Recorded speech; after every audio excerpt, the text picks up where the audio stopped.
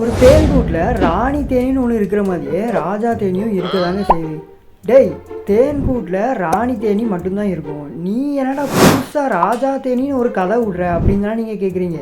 அந்த ராஜா தேனின்றது வேறு யாரும் இல்லை, இந்த ஆண் தேனீக்கள் தான். இந்த ஆண் தேனீக்களோட பேரில் தான் ராஜா அப்படின்றது இல்லையே தவிர, ஒரு ராஜா எப்படி வாழ்வாரோ அதே மாதிரி தான் இந்த ஆண் தேனீக்களோட வாழ்க்கையும்.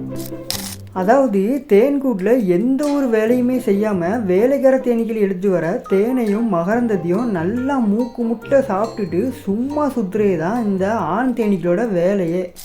கேட்கவே என்ன ஒரு வாழ்க்கை அப்படின்ற மாதிரி இருக்குல்ல. ஆனால் அங்கே தான் ஒரு பெரிய ட்விஸ்ட் இருக்குது.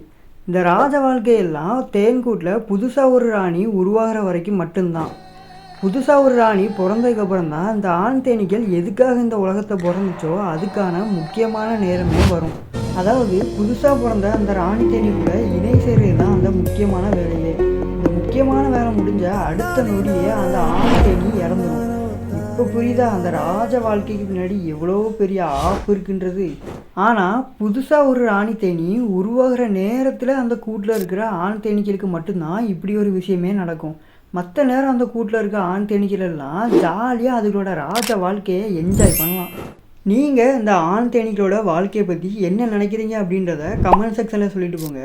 மேலும் தேன் பற்றியும் தேனீக்கள் பற்றியும் இதே மாதிரி சுவாரஸ்யமான தகவலை தெரிஞ்சுக்க நம்ம சேனலை ஃபாலோ பண்ணிடுங்க. அது கூடவே தேனீக்கள் மேலே ஆர்வம் இருக்கிற உங்களோட ஒரு ஃப்ரெண்டுக்கு இந்த வீடியோவை ஷேர் பண்ணிட்டுருங்க.